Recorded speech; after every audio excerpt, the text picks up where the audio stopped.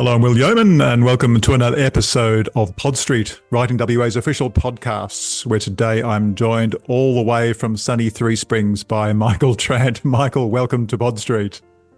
Thanks, Will. Thanks for having us. No, it's a great pleasure. Now, of course, we're talking because this weekend we have the York Regional Writers Weekend, a lovely little rustic. I like to say rustic, but it's probably a very polite way of saying it's very lo-fi, very just sort of out the back in a tin shed type thing. Not quite a shearing shed, but in fact, it was an old rookery. That's why it's called the rookery. Lovely lineup. Just trying to find people that either still live in the regions, particularly the wheat belt, or they have family connections. So I think we've kind of achieved that, and you're clearly one of those people. You still actually work the land as well, which is fascinating. But first of all, I wanted to talk about your novels, particularly No Trace, which I'm halfway through at the moment, enjoying it immensely. Look, as you framed it, the classic locked room sort of murder mystery combined with the sort of outback flavour. I really love that. And I wanted to ask you, first of all, how you hit upon that idea of combining those, I guess, disparate genres in a way.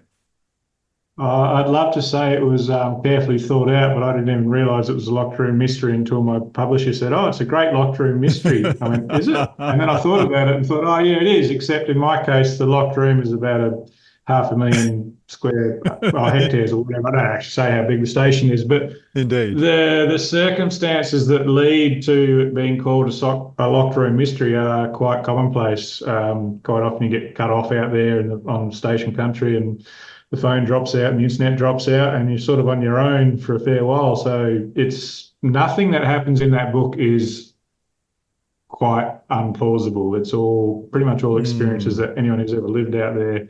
The roads flood, you can't leave the homestead. Yeah, like I say, the communications drop out, and you're basically just fend for yourself until the rivers go down and carry on.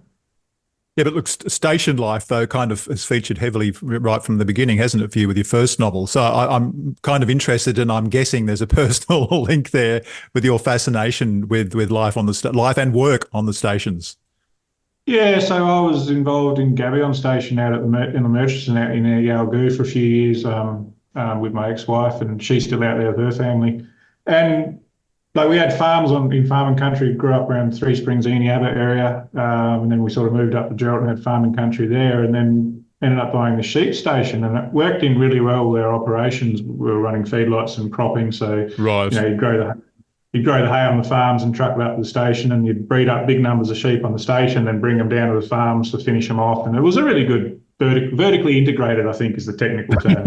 And that all went well. But anyway, where our marriage ended, so I left all that. But it's a lovely lifestyle, but it was quite hard to sort of make a living out of it sometimes. So there's a fair bit of stress there with droughts and markets, and the whole live export thing was quite stressful at the time. But it's a fascinating place, and I loved it out there when I was out there, because I basically stayed back and looked after farms half the time, because the station country was my ex-wife's goal, her dream. That's what we were working towards. But just the landscape and the original sheep stations were more or less their own little town. Like Gabion's had its own store, and there's a old blacksmith there, and you were essentially isolated on this massive property, and you sort of had to fend for yourself. So and it's a great setting because there's no mobile reception, which is a great hindrance to crime writers these days, because you can solve a lot of problems with a phone call to the cops now, because everyone's got a phone. So indeed, you can take photos and record things. But out there, you generally don't carry a phone with you because they don't do a hell of a lot. So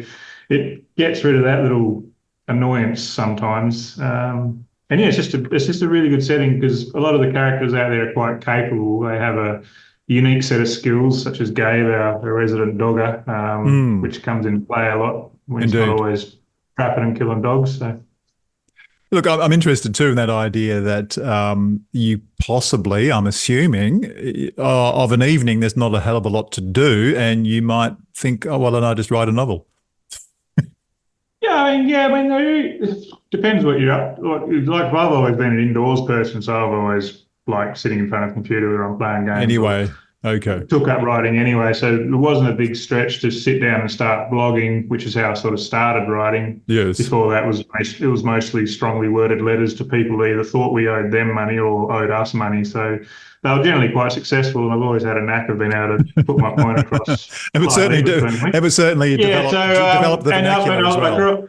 Yeah, I grew up as a bookworm, so it sort of just progressed. The blog went well. It was mostly sort of funny stories about what we were doing on the farm and Yes. stations, and a bit of political opinion thrown in there here and there. But mostly it was just funny stories and me taking the mickey out of myself and others around me. So then people sort of said, "Oh, you should write a book. We quite like your story." So progressed to that. We were doing tourism out at Gavion at the time, so I thought, oh, I'll write a story about what we're doing, like most writers do first time you write what you know. So over about 12 months, penned this story and over a few different drafts, and finally got published in 2017 as Ridgeview Station with Alan and Alan and Unwin. So that was quite unexpected and a very interesting process. And from there, I sort of caught the bug, and by then we'd separated, and I was down in Perth and working on mines and things. So again, mines is very similar. Once you finish work, there's not a hell of a lot left to do unless you like the gym or drinking. That's pretty much it. So yeah, I just sort of kept writing, and eventually, after many many goes, came up with Wild Dogs, which was my second book. That came out in 22, and then yeah, No Trace in 23. It was a 2-book deal, so I had to give them something in a hell of a hurry. No Trace was the first time I'd written to a deadline, and it was, I always say it was written mostly on blind panic and red wine because I wasn't going to miss my first deadline. But yeah, and I've just not long last week sent off the manuscript for the next one to my agent to read and get back to us, and that'll go to the publisher in May. Amazing. And is that another Gabe novel as well? Yeah, it is. It is. Fantastic. Yeah, he wasn't supposed to be around for more than one book, but my publisher liked him that much as a character, and I had to give him this second book, so it was an easy decision to make. We just changed one line in the original manuscript, and yeah, spoiler alert, he doesn't die in Wild Dogs. He's Very much alive. He's just had to disappear. Yeah. Which is turning out to be not as successful as he'd like, but then we won't get into that. Just to sidetrack a bit. Now, the last time I was in Three Springs would have been more than half a century ago. Yeah. I used to live in Carnamah. Oh, right. So, wow. and I think in those days, Three Springs had the swimming pool. So Carnamah didn't have a swimming pool. So if you wanted to cool off, you'd have to drive to Three Springs. Coldest bloody swimming pool in the world, that thing. I've got horrible memories of I grew up in Enyabba. Okay. Coming into Three Springs swimming lessons and absolutely freezing. I've never been in it since. Well, there you go. Well, certainly neither have I. But I mean, I'm assuming Three Springs has hopefully evolved somewhat since those times. Not the swimming pool, by the sounds of things. Yeah, no, it's managed to buck the trend of little country towns. Like There's a fair bit going on, and it's got a strong farming community, and then it's also got a Western Power substation. So there's those crews, and there's a lot of stuff going on in the area as far as mining exploration and things like that. So it is actually, yeah, it is a nice little community, and fantastic. Sort of you see some of the ones further out there. You can see the populations just as farmers get bigger and bigger and less families on the same amount of dirt. You sort of see populations decline a little bit, which shows sometimes. But no, it's a very strong community, strong sports club, and a lot of community activities all the time. They've got recently purchased a massive big silo projector, and they project movies onto the big white grain silos, which aren't used anymore. Wow. So a lot of country towns went down the mural painting and line, and Three Springs decided, no, we're going to do something different. So yeah, like we watched Top Gun Maverick on there last year, and they had a stargazing night with the projections of what the guy was looking through his telescope on. It was, they shut down the main street, and everyone sets up chairs and a few nibbles and watches a movie on the silos. It's great. Oh, that's fantastic. And are you somewhat of a celebrity in Three Springs? Do people know who you are, that know you're a writer? They know who I am, but mainly because my old man lives here, so I'm just Warwick's son who happens to have a book. So yeah, no, my books go in the visitor centre when that's open during the wildflower season, and a few people come up and say, "Oh, I heard you on the radio, and I loved your book." So that's always nice. But It's because it's funny because when we're not working, we go down to Perth and we live in Gosnells, and no one knows Yes. who I am down there. So there's that. I can have it both ways. I can be anonymous down in Perth, or I can come up here and sort of. It's just typical country town. Like everyone knows everyone and pretty much knows what everyone's up to. So it's no secrets Yes. in these small towns. No, no. I always find it funny when a lot of eastern states, their small towns are still 2 and 3, 4,000 people. Well, that's not a small town. Yes. You know what I mean? And like I've read a few books, they say it's a small town of 5,000 people, so everybody knows everybody. And I'm like, well, I don't actually know everybody in Three Springs. I think it's only 300 people live in town. So Yes. No, that's a fair point. Just getting back to the books now, I'm really interested in how you decided to hit upon writing thrillers as opposed to any other kind of genre. again, I did not plan it. I didn't even realize I'd written a thriller until my agent, Alex Adset, read it as a prospective manuscript before we'd even signed Yes. up. Right. And she said, "Oh my God, this is an amazing thriller." And I said, "Is it?" She said, "Yes." And I was just trying to write something. I was trying to write something Wilbur Smith might have written if he was Australian, that sprawling adventure, vast landscape. Instead of Africa, it was Australia, in a setting that I was very familiar with, and probably not a lot of people are outside of the sort of tourist spots and things like that. So I just tried to get stuff moving and happening. I just sort of tried to write it as you would a movie, like from scene to scene, from character's point of view to character's point of view. And yeah, it just sort of worked. And it sat on a lot of desks for a long time before I actually read it. And when Alex did read it, within a month or so, we were signed up with Penguin. So it was once someone actually read it, it was a very quick process from reading to publishing. I think it was only about 4 or 5 months. But yeah, it was a lot of work to get there. And yeah, as I said, I didn't plan to write in this outback thriller, outback noir genre, but I was very lucky. The timing just happened to be as it was all kicking off, and the writers like Jane Harper and Chris Hammer had already sort of paved the way, and people wanted more. So just worked out that Wild Dogs was ready to go right at the right time. So yeah. Yeah, I mean, it's really interesting too when you talk about those kinds of outback thrillers. I don't know, I mean, you write about it so evocatively, but I can also see the attraction for the big screen too. And if you go back to films like Mystery Road, for example, they really capitalise, don't they, on Australia's unique landscape. And you're doing the same to that extent. And I know a lot of thriller writers talk about setting being almost like another character, and I sense that that's kind of that way with you, if that's right. Yeah, absolutely. Because I mean, we saw it so often Gabion's only a 2-hour drive from Geraldton. It's not isolated at all. Yeah. It's about the same distance as Three Springs, where we sort of lived and grew up. From Geraldton, it's the same distance, but it's in a completely different world. Sure. And you can sort of see the country change as you go over the hill and you're out of farming country and you hit the scrub and you hit those rangelands, and you can just see people's eyes get bigger as you've gone the 100th kilometre down this road and you haven't seen any building or anyone. It's just a road. And I mean, we had an experience, stopped off at the roadhouse at Payne's Fine just to get for a meal and camp the night sort of thing. And this truck driver turned up, and I don't think he'd been in the country very long, and they'd sent him out to Mount Magnet to pick up a truck, and he'd blown his phone up somehow, plugged it into a 24-volt charger or whatever. So he was out here with no phone, no way to contact the boss. And poor guy was just absolutely stressing about, he didn't know how to get to Mount Magnet. And it's on the highway. You just stay on the bitumen. You just drive. Yeah. I had to explain to him, like, you'll be fine, mate. There's not much between here and there, but you know, you've got trucks going up and down all the time. You're on the bitumen, just keep driving. You've got plenty of fuel.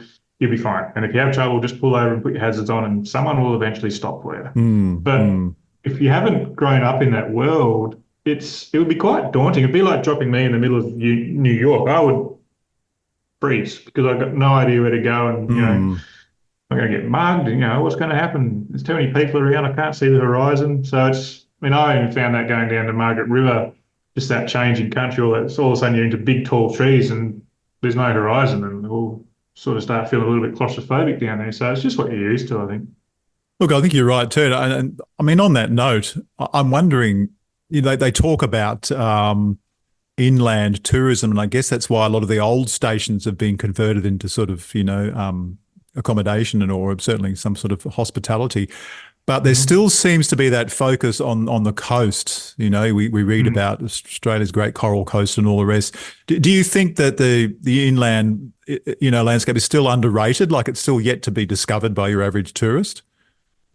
I don't know because Yeah, I think actually COVID was really good for inland tourism because a lot of people just they couldn't go anywhere else. They just jumped in the car and went for a drive. And I sure. think a lot Yes. of people had never left, they'd go to Bali for winter instead of maybe up north or Mm, because I know mm. we went because we were supposed to go to New Zealand for our 40th, so that all got canned. So we ended up Okay. just going camping instead, and we drove all the way up through the Murchison, did inland all Mm, the way up mm. into Denham and Exmouth and all that, and then back down the coast, and there was just people everywhere. And I, I think a lot of towns went, oh, this is quite good when people do turn up. So I think a lot of work's been done in a lot of these other towns to sort of bring the Sure. tourism standard up a little bit because all those coastal strips, that's all tourist town, that's all nice new shiny caravan parks. But Mm, some of the mm. inland ones maybe haven't seen. I know the wildflower tour is always popular. Absolutely. Um, Yeah. all around, the Midwest and Murchison area in wildflower Mm, season and go nuts. But that's very seasonal too. So, but I know I've been to a few places since, and they've just recently done up the caravan park, or they've recently done up, they've made provisions for motorhomes and things like that, which maybe a few years ago wasn't there. And I mm. think that influx of tourists during the COVID times probably really opened up a lot of eyes. Yeah, I think you're right. Yeah, that's really interesting. Just in terms of okay, the writing life, and I guess you maybe are atypical because you do you do like a lot of different things. But for example, there was an article recently. I don't know where it came from, whether it's Arts Hub or Books and Publishing, but they were talking about a lot of mid-career novelists that are basically chucking the towel in because they just think it's just too hard. It's just too hard to make a living. It's too hard to get their books out there. How are you feeling at the moment now that you're working on your fourth book? Um, it's interesting. Like it's only the last two books that have been done as a job with a contract. Everything I've written up until Yes, then was for the joy of it, or because I thought I could, or just see if I could. sure. Um, and it was, I think, the fact that I had Ridgeview Station was my very first manuscript, and it got published, and I went, "Oh, this is easy." And then it took another 5 or 6 manuscripts until Wild Dogs eventually turned up, Mm, and that got picked up. mm, But by then, I think by the time I got to the end of writing No Trace, I'd sort of worked out that I do actually know a little bit about what I'm doing. But writing this yes. next one was a bit of a struggle because, again, we'd sort of changed what I was going to submit. So I had to come up with something pretty quick. Mm, But I did just push through it. But yeah, it was hard. And it's the sort of thing like by the time I got to the end of that manuscript, well, I'm not writing again for another 6 months. But after 4 or 5 months, maybe I'll get the itch and try and get the next one ready mm, for the mm. next year, sort of thing. Yeah, yeah. But it's like anything. It's like any hobby that you try and turn into a career. It stops becoming a hobby and becomes a job. And Mm.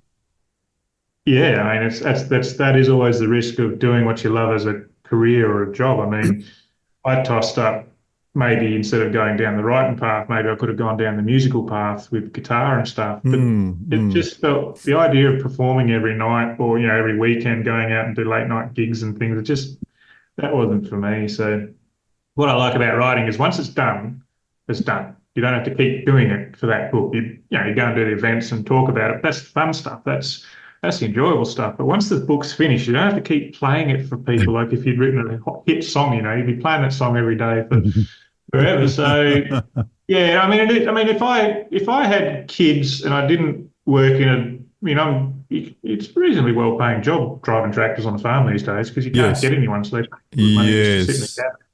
So that supports.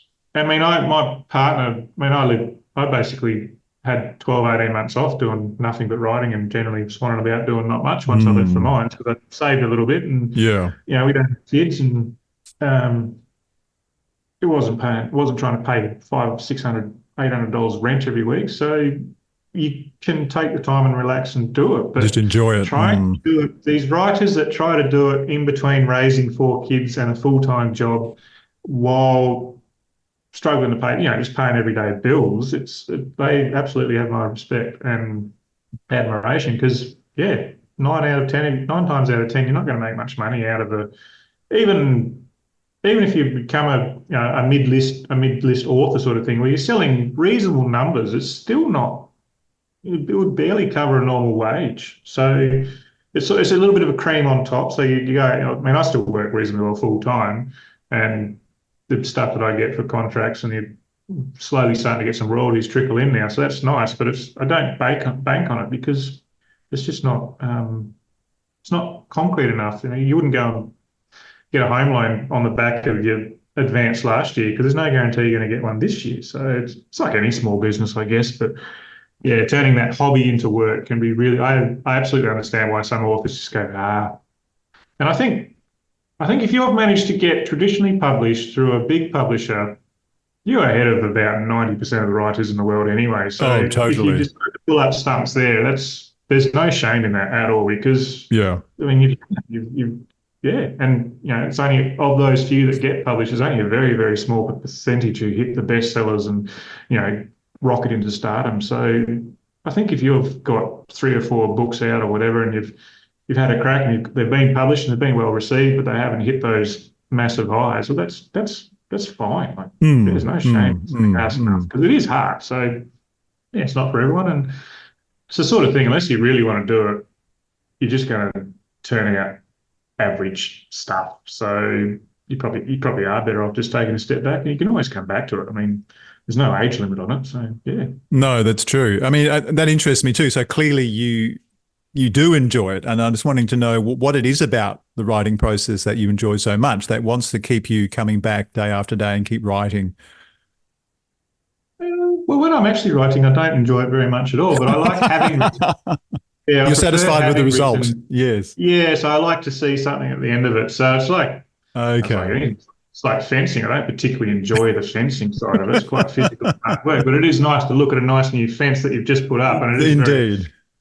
So it's the same sort of thing, I think. And I mean, it's nice when people come up and they've read your book.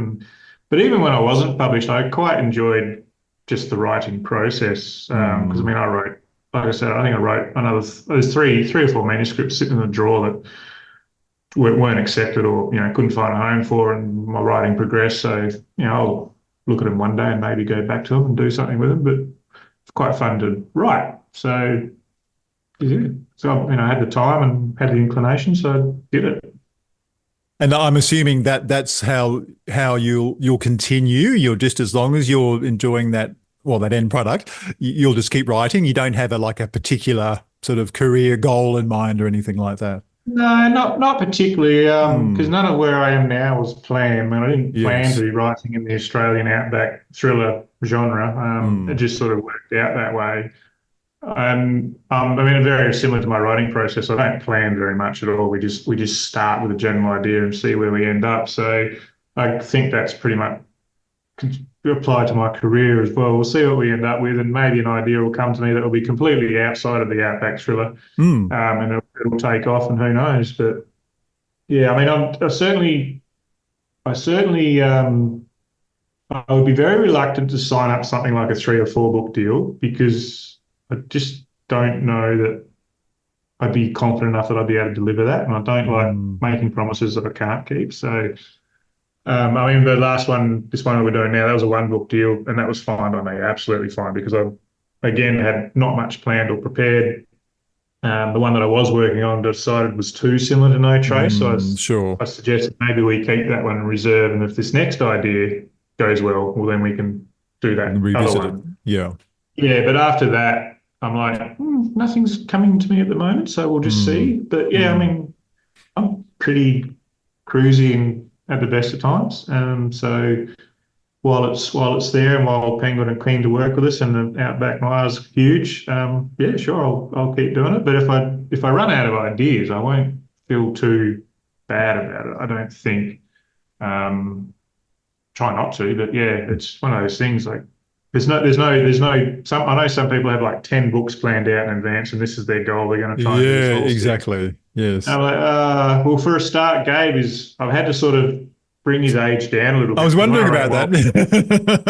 Yeah, as I said, with Wild Dogs, he wasn't supposed to. That's the one thing I did know when I started he wasn't going to survive it. Yes. So I had him pegged at 65-ish, sort of still quite capable, but very experienced and quite ready to sort of not work anymore. But he just wanted to be out there on his own. So, but then when he hung around, I set no trace 2 years after because I thought it would take about that long for the dust to settle on what happened in Wild Dogs. But then, sure. like, geez, I've got to bring these books a bit closer and sort of age him down a little bit. He looks older than what he is because I never actually say how old he is. No, I noticed that. Yes.